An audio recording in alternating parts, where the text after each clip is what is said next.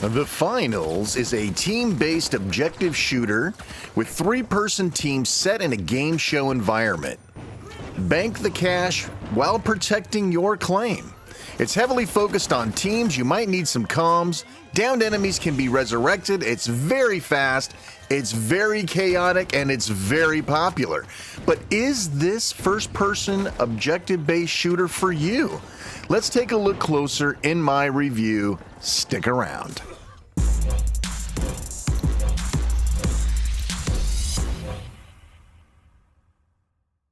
Hi everyone, Shane R. Monroe here, and this is the most popular game right now, I think, is The Finals. It's from the old DICE developers that created Battlefield, so these guys are veterans in the industry.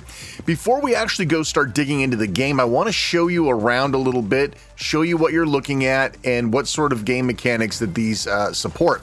So we have light, medium, and heavy characters. Each have their own qualities that make a well-rounded team, just like any other team shooter. Light builds are very, very fast, but they have super few hit points, easy to get knocked down, but they do have a plethora of different types of weaponry that are good for close combat. This is a mid-range combat, the medium build, lots of healing, right? So you can heal, you can instantly up-down players with a defibrillator. And the heavy guy, well, he's here to be your bullet sponge, offer protection, lots of damage, but you know, he's slow. He's slow. Each one of these has different equipment and specializations and gadgets that they can use. And you'll be unlocking all of these with one of the currencies called VRS. And this currency is actually one that you get for free just for playing. Every single match, you will get this type of currency. And it's right here. You can hold 3,000 maximum, so you have to spend it eventually.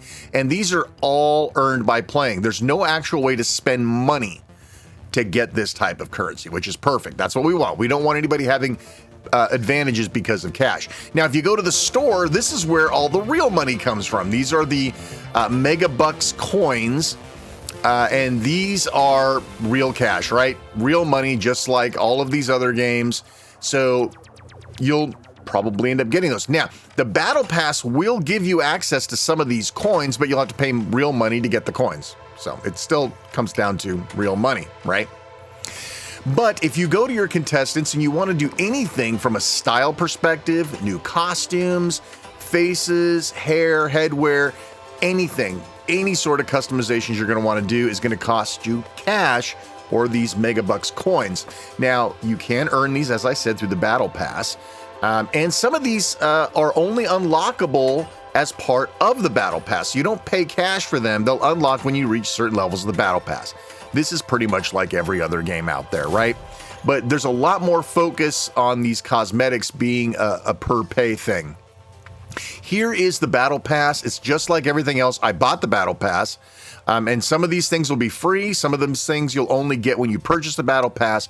But again, they are 100% cosmetic. There's no pay to win in this game, at least not yet.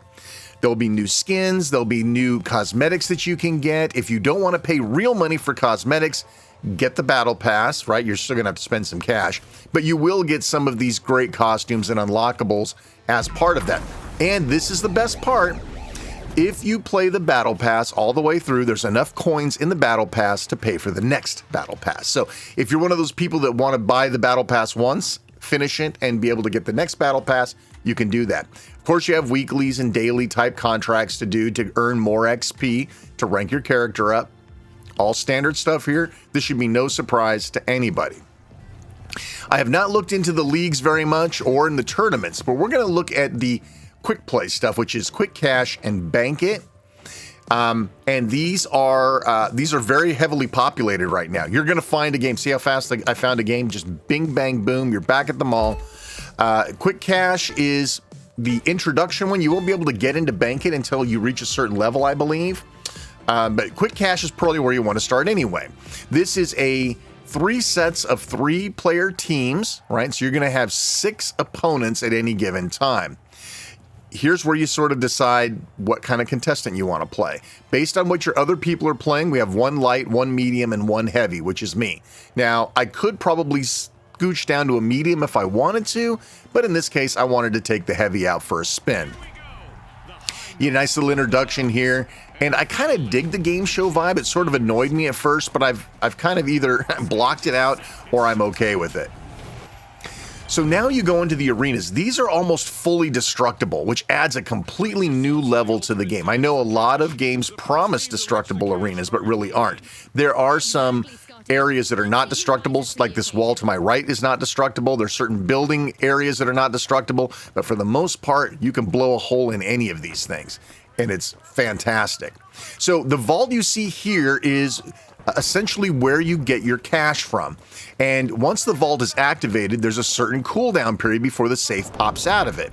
So just by getting the vault, getting there first, I should say, and unlocking the vault, like I'm going to do, well, it's already been unlocked by another team, it doesn't matter because you have to sit there and wait for the cash to come out. So I'm going to sit here and pound these guys while we wait. Now, it doesn't matter who activates this vault. It doesn't matter because the safe that pops out of it is going to be accessible to everybody. Once it comes out, you need to take it and cash it out. So that in itself is part of the challenge. So now that somebody's got the thing, they're going to run with it, right? So you can see that somebody's got a $10,000 safe. I'm going to try to take them out. Well, I'm not taking them out. Somebody else is. My team is trying to take them out before they get a chance to deposit it. Now, lots of death. You're going to die a lot in this game. You've got to understand it doesn't matter how good you are. Chances are likely you're going to die a lot. Team respawns like this cost you more time. So if everybody dies, even if you're 2 seconds from getting back in the game, you will reset to like a 16-second counter, and that sucks. So having one of your team members alive all the time is good.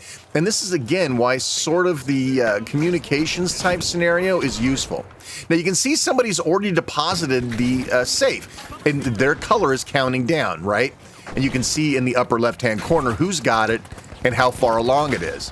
Now, that can be stolen at any time. I can run right up here and steal it, providing I don't get waxed. So I'm going to try to steal this safe or steal the cash out. And we got it. Now, that doesn't give us the money yet. We still have to protect this thing until the clock times out.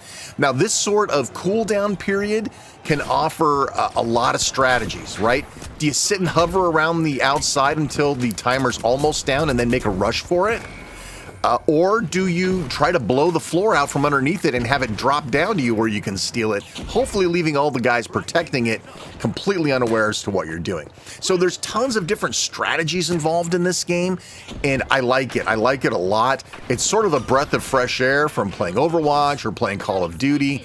It feels different. It feels almost a little more arcadey in nature, right? This is not just a brain-dead shooter. It's not just a, capture the flag or protect the robot, It has a lot more to do with it. Now, see, right now, it's about to get cashed out. And I could probably steal it if I could get to it in time, but there's too many people on it. They just put it up on an elevator. That's a smart move. They put it up at the very last second so that people would have trouble getting to it. Well, we didn't win, but, we got second place. And here you go. You get your little victory pose, etc., etc. We are not the high notes, obviously. Then you get sort of a wrap up of the game, how much was extracted, how you did. The nice thing is you get those bonus points whether you win or not, right? So I got my 90 VRS, it adds to my bank, and we're good to go. So we're going to take a look at Bank It now. Bank It's a little bit different. It's the same goal of getting cash and putting it in the bank, but the cash is now in the form of coins. And everybody can carry multiple coins, and when you kill somebody, they drop a coin whether they're carrying any or not. So you kill somebody, there's a 1,000-point coin or $1,000 coin on the ground. You pick it up and you run it to the cash out where you still have to deposit it slowly so somebody can still wipe you on the way there.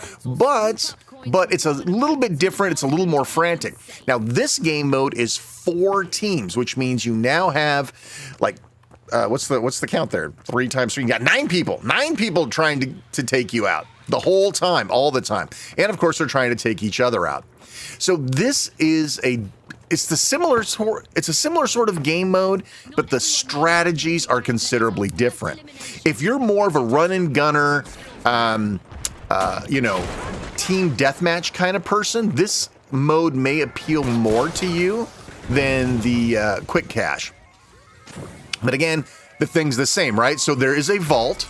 We're waiting for it to open. It opens a lot faster in this mode. And then a whole bunch of coins come flying out of it. There's some of them right there. And you'll pick up the coins, and you got to get them and take them to the location, the drop-off location. Now, you can be revived, as you've already seen, and if you've got a defibrillator as a medium build, you can almost instantly pull your characters up.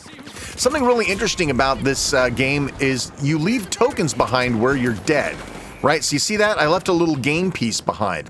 One of my team members can come and pick that piece up and run with it. So if, for example, you're down in a very populated area and your teammate wants to get you up, he can do a drive-by pickup, hopefully surviving the onslaught, right?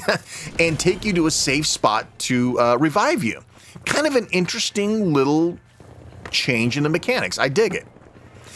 Now, again, one of the things I love about this game is you can make your own path, right? In some cases, people will take their stash and they will hide somewhere until the vault is, or the cash machine to cash out is open, or they'll get close and they'll try to draw people to them so they can take them out and get more money to deposit. But in reality, you know, the game is there's so many variables, right? And I'm talking about variables such as destructive buildings, right? Here I'm depositing my coins. I've got 5,000 coins here. And I'm getting shot, but I made it. And I was smart enough to get a dome out that I could retreat to, but it doesn't matter. He got in there and got me. Now that's okay. I deposited my coins. And you'll also notice that those cash machines disappear and reappear in other locations, right? So you've got to keep an eye on the map. You got to keep an eye on everything. And there you go. See, he just dropped a ton of coinage. Of course, we team wiped, but whatever. And there's all sorts of other elements to this game that you're not really going to see on these videos. You also have things that are overhead drops. Take a look in the sky, basically. As I run around, you'll see these big boxes. See those boxes right there? You can bring down hailstorms of terribleness by busting those things open. People tend to forget about those, but they can be useful as they're often put in precarious spots. We're going back to Quick Cash here because I wanted to show you just a couple more things and give you an opportunity to see a bit more gameplay. There's zip lines, there's different environments. So in this case, the environment is all on the ground, so there's really no chance of falling off the map. However, there are locations and maps where, yeah, you can fall right off and you'll die. The nice thing is when you fall, your token gets thrown up back to the edge of where you fell so that your teammate can come and get you. That's kind of a nice deal. The only thing I have problems with this game, and I know a lot of other people do too, is the wheel, right? The equipment wheel that you see me keep bringing up. It doesn't feel really natural, and I understand that with every single game, the controls require a little bit of getting used to. Part of the problem with the equipment wheel is that you bring it up and then you use the right stick to select what you want. If you're like me, and you're probably not, and you're using a gyro off of the right analog stick, it can be very, very difficult to select the proper equipment. You'll see that oftentimes I'm fighting with that equipment wheel. I've gotten pretty good with it, but it took a long time, and if you've got a gyro attached to that right stick, then it's going to cause problems for you. But the environments are interesting and diverse, right? So you can see here, again, I'm battling it out, but you know, it's funny because you wouldn't think that 3 more opponents on the screen would be, see, he just fell into that hole and his little, his token flew back up, and I think he's going to get rezzed right now by his buddy. Oh, nope, took the cash and ran. It's a very interesting game. It's very fast and frantic. I love that. There's a lot of times when Call of Duty becomes less frantic. Overwatch has its own sort of quiet moments where you're waiting for the other team to respawn. You're pretty much having to move all the time. This guy was really good. He sniped this guy. Oh, I think he killed him, but unfortunately I respawned before you could see. Of course, you've got jump pads. See, here's an area here where you could fall off very easily. Jump pads, zip lines, even your player can have a zip line of their own, right? The light character can have a zip line of their own. I really enjoy the heavy class because I need the bullet spongeness, and I like to be able to protect, right? I like to be able to throw out the domes. I like being able to put up the barricades, but I also enjoy healing and supporting. a good support teammate is almost necessary here, right? And in all of this video that you're watching right now, there's very little support going on. People aren't defibrillating their teammates. They're not giving them energy, you know, sort of Mercy style, if you will, with the healing gun.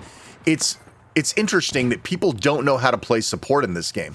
Which, by the way, if you have the opportunity, I highly recommend playing with friends. Now, you guys know me. I'm a very solo guy, and I prefer games I don't have to make an appointment to play. And when you have friends or you bring people into the game, you have to play on their schedule. You can, of course, get on comms here and join the team chat and hope that the other people are chatting as well. But I can tell you right now, your success rate will dramatically increase if you get buddies to play with you.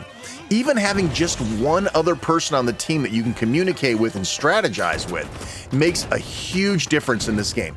I understand that like Overwatch or some of these other team shooters, you can easily get by with having half your team being, you know, carrying half the team. But in this game, no, all three people have to be playing, and they have to be taking care of business the whole time.